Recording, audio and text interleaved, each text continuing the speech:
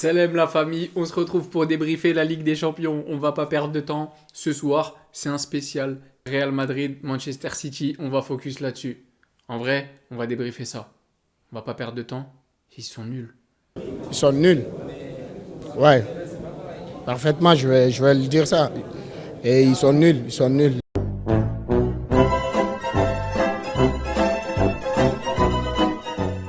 Plus sérieusement, on va parler de Real City. On revient vite fait sur les matchs de la soirée pour ceux qui n'ont pas suivi. Dortmund, ils nous ont fait un match éclaté à 18h45. Il y a eu 0-0. Dortmund est qualifié. Ils avaient gagné 3-0 au match aller. Sporting, poubelle. On enchaîne avec le Paris Saint-Germain. 7-0. Si vous avez des amis brestois, appelez-les. Appelez-les. 7-0. Score cumulé 10-0. Le Paris Saint-Germain sera potentiellement l'adversaire du FC Barcelone. Les tirages, ça sera vendredi. On va couvrir ça bien évidemment. Pour finir, il y a le Juventus PSV qui est encore en cours au moment où je vous parle. Et pour l'instant, c'est le PSV qui est qualifié. C'est la 107e minute.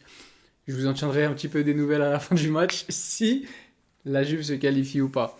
Et on va revenir sur le Real Manchester City. Je suis désolé les gars. C'était une exécution. C'était la corrida. Ils ont coupé les oreilles, ils ont coupé la queue, ils les ont défoncés. En vrai, j'ai envie de vous dire, il n'y a même pas eu 3-1, il y a eu 3-0. Le Real, ils les ont tabassés dans tous les sens. Dès la 65e minute dans le stade, ça envoyait des olé, olé, olé. Qu'est-ce que vous voulez que je vous fasse une analyse? On va parler du match, il n'y a rien à analyser. Manchester City était éclaté au sol. Le Real était beaucoup trop fort pour Manchester City. Il y avait pas une, pas deux, pas trois, mais 10 classes d'écart entre ces deux équipes. À l'aller, le match paraissait un petit peu disputé, mais en réalité, c'était juste le Real qui était moins bon. Aujourd'hui, le Real, ils sont venus sérieusement. Et on a vu la différence.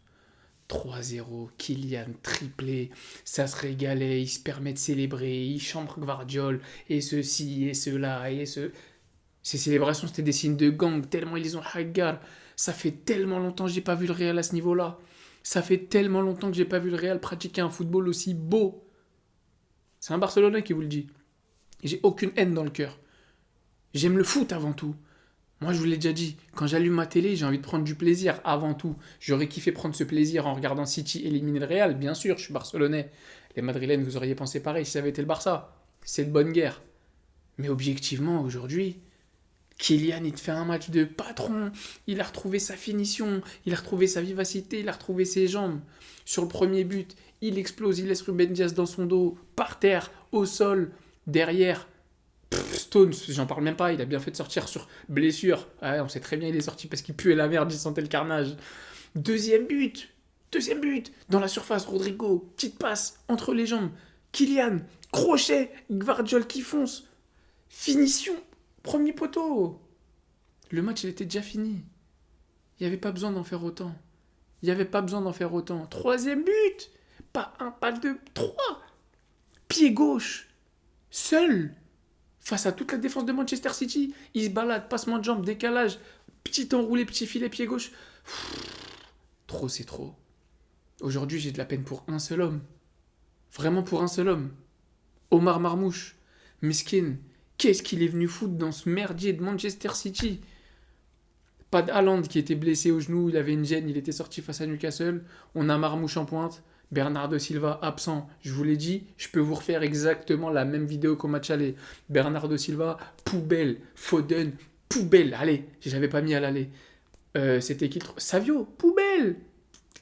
Bernardo Silva, je me suis rendu compte qu'il jouait à la 40e minute. Gundogan, poubelle, ça y est, c'est Arabie Saoudite, ça. Nico Gonzalez, non, il vient du Barça, il est jeune, c'est son deuxième match, je vais rien dire sur lui. Kuzanov, Meskin, il vient d'arriver, il a 12 ans, je vais pas lui en vouloir, il parle même pas encore anglais. Ruben Dias, Stones, gardez Marmouche, gardez Gvardiol, virez tous les autres. Voilà. Et gardez Nico, bien sûr. C'est les seuls qui a gardé. Manchester City était l'équipe la plus faible de toutes les équipes barragistes. J'ai regardé toutes les équipes jouer. Brest c'était au-dessus, l'Atalanta c'était au-dessus, Bruges c'était au-dessus, le PSV c'était au-dessus, le Milan c'était au-dessus et c'était pas fameux. Feyenoord c'était au-dessus, le PSG c'était au-dessus. Toutes les équipes étaient au-dessus. Toutes, sans exception. C'est un miracle déjà qu'ils aient réussi à marquer 3 buts au Real sur cette double confrontation. C'est un miracle. Un penalty, un coup franc bien tiré de Marmouche et un but venu de je sais pas d'où. Vraiment, c'est un miracle. Donc les Madrilènes, vraiment, vous pouvez kiffer, vous pouvez profiter. Aujourd'hui, Asensio, patron de la défense, il est en train de montrer, il est en train de s'épanouir. Si Carlo Ancelotti n'a toujours pas compris que ce mec-là, il n'a rien à faire sur le banc. Mais alors, rien de chez rien à faire sur le banc, c'est que c'est un idiot.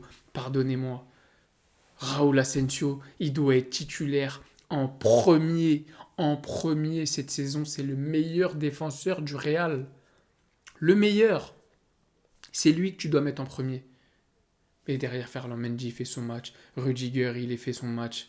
Valverde, il fait son match.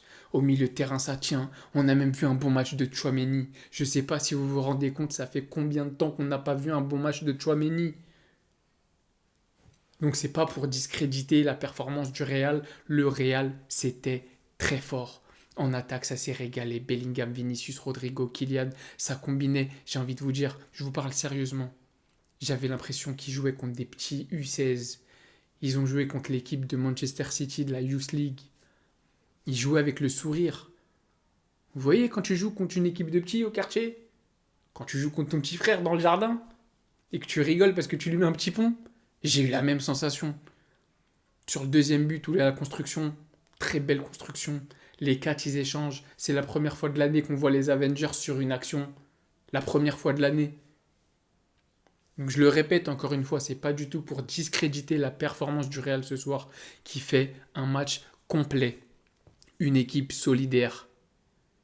Mais quand Courtois touche plus le ballon avec les pieds qu'avec les mains, ça en dit quand même long, non? Ça en dit quand même long sur la performance que Manchester City a offert. C'était le barrage le plus attrayant, le plus alléchant sur le papier. Les deux derniers gagnants de la Ligue des Champions s'affrontaient. Moi, ce que j'ai vu, 15 Ligues des Champions contre une équipe de quartier. Voilà. Voilà. C'est un Barcelonais qui vous le dit encore une fois. Donc franchement, les Madrilènes, vous pouvez vous réjouir. Moi, personnellement, avant de tirer des conclusions de ce match, j'attendrai de voir des tests plus sérieux. Parce que c'était peut-être l'un des adversaires les plus faibles que le Real ait affronté cette saison. Ça n'empêche pas que le Real a affronté certains adversaires pas bons et le Real n'a pas été bon, rien que City au match aller.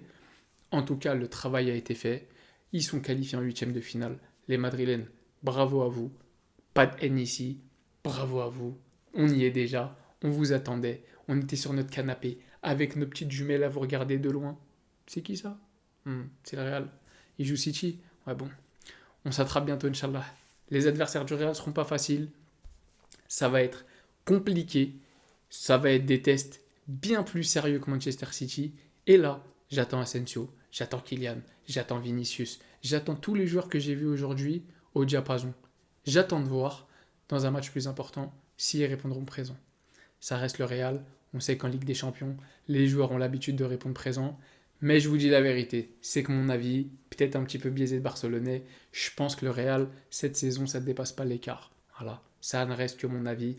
Profitez de votre soirée, la victoire était très très belle. Honnêtement, j'ai pris énormément de plaisir derrière ma télé, même si j'étais un peu dégoûté de ne pas voir l'affrontement que je voulais, mais au moins en termes de football, on a été servi. Maintenant, vendredi, les tirages au sort. On saura si le FC Barcelone jouera Benfica ou le Paris Saint-Germain. Vous savez comment ça se passe et on connaîtra les adversaires de chacun. Les gars, faites attention à vous. J'espère que vous avez aimé ce petit format où je ne parle pas uniquement du Barça. Vous étiez beaucoup à me le réclamer. C'est chose faite. Pensez à vous abonner, ça me donne un maximum de force. Vraiment, vous abonner, vous vous rendez pas compte. Mais c'est ça qui fait que la chaîne avance de plus en plus. Vous mettez la petite cloche bien évidemment parce que vous savez que mes vidéos elles sortent à des horaires impossibles. Merci à vous. Mettez un petit commentaire. Faites attention à vous, à vos familles. Et n'oubliez pas, même si c'est une soirée réelle ce soir, Visca Barça.